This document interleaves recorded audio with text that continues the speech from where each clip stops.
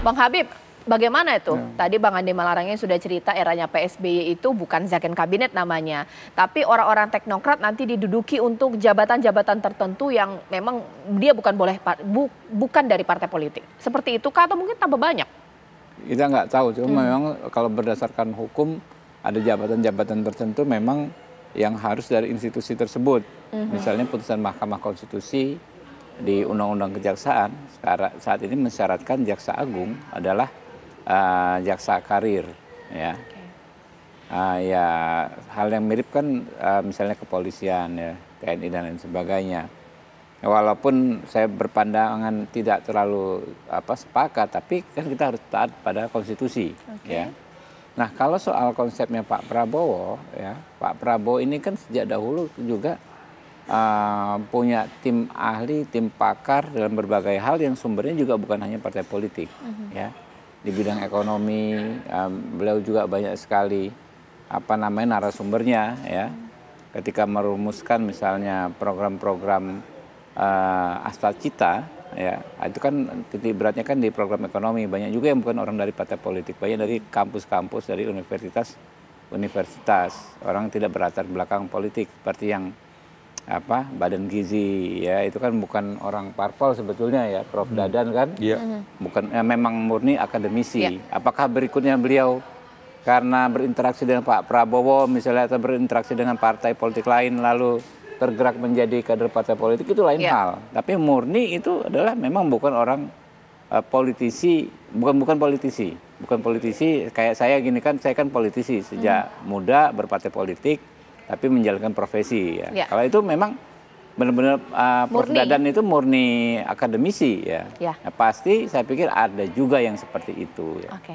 Bang Ege, sebenarnya meskipun orang sudah tahu, ya, tapi boleh dijelaskan lagi apa kekhawatiran terbesar untuk jabatan-jabatan tertentu yang sebaiknya diisi oleh akademisi, teknokrat murni, tidak terafiliasi partai politik.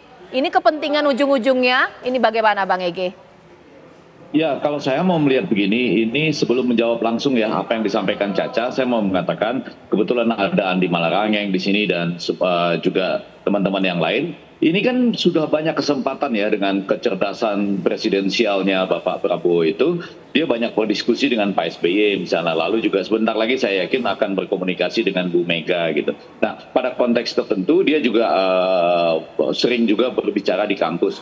Jadi yang mau saya katakan Caca, tidak ada sebuah definisi yang benar-benar ideal yang kemudian bisa diterjemahkan apa itu zakon kabinet. Pada bagian lain, betul seperti kata Caca tadi, kita juga harus khawatir kalau misalnya ada penggunaan hukum, terutama dalam posisi-posisi tertentu yang kemudian digunakan buat misalnya menyandera orang-orang tertentu dalam pemerintahan selanjutnya misalnya. Itu saya yakin mudah-mudahan tidak akan terjadi lagi gitu. Nah pada bagian lain, kita tahu pasti ada kontestasi ya yang disebutkan tadi.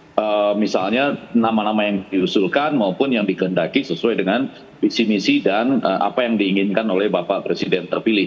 Saya ingin mencatat beberapa hal saja gitu. Yang pertama ya, pada waktu misalnya Bapak Prabowo dulu ke Mujadalah Kiai Kampung di Malang itu, dia bisa loh berdiskusi dengan kiai, dengan orang-orang kampung, walaupun terlihat agak tegang, tapi tujuan-tujuan yang ingin dicapainya itu dia tetap ketat sedemikian rupa itu, tidak kesana sini. Nah, pada bagian lain kita tahu juga memang ada nama-nama yang cukup berbakat di Partai Gerindra sendiri. Sudaryono misalnya sekarang Wamentan itu anak petani. Tetapi pada komposisi kabinet yang sedang ada bisa juga misalnya ada Paiman Raharjo, orang bawah yang menjadi Menteri Wamen Desa, dan begitu banyak nama lain. Jadi pasti ada kontestasi, tidak bisa diharapkan begitu ideal, tapi jendelanya sekarang agak terbuka, terutama karena saya dengar jumlah kabinetnya akan banyak ya. Belum lagi nanti ada wakil-wakil menteri, sehingga bisalah beberapa posisi itu diusahakan betul-betul lebih tebal definisi zakon kabinetnya. Sekali lagi menjawab Caca, jangan sampai misalnya itu digunakan jabatan-jabatan tertentu itu untuk menakut-nakutkan kita ya, ataupun civil society, ataupun mungkin nanti dalam tanda petik orang yang seperti diikat kakinya dan lain-lain sebagaimana yang kita ketahui. Dialog-dialog Pak Prabowo dengan Pak Jokowi juga menurut saya baik, terutama menjelang berakhirnya masa pemerintahan Pak Jokowi.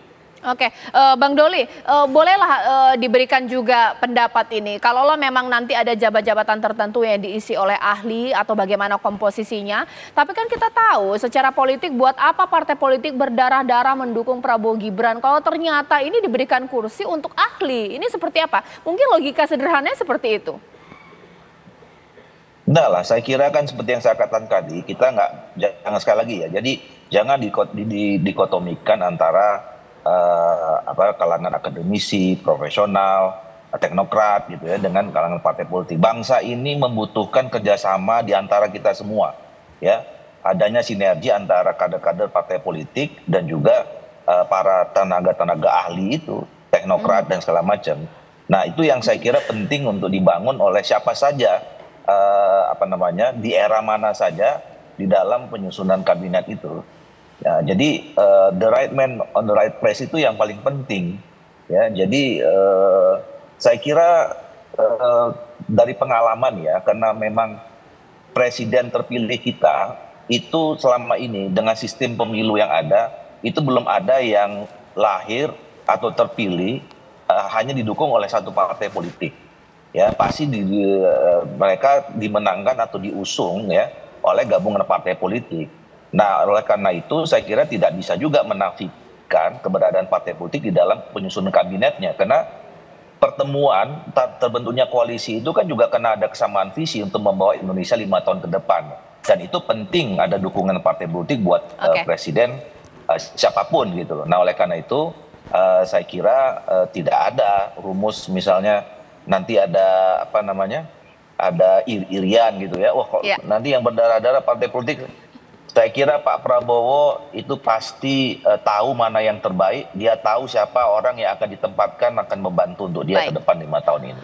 Ya, sesaat lagi oke lah bahwa tidak ada iri-irian dari antar partai politik dengan juga akademisi. Tapi bagaimana jika nanti terjadi iri-irian dalam kader partai politik itu sendiri? Karena ketika Pak Prabowo sudah mengatakan seperti itu, partai nanti akan sodorkan nama-nama politisi yang merupakan ahli juga.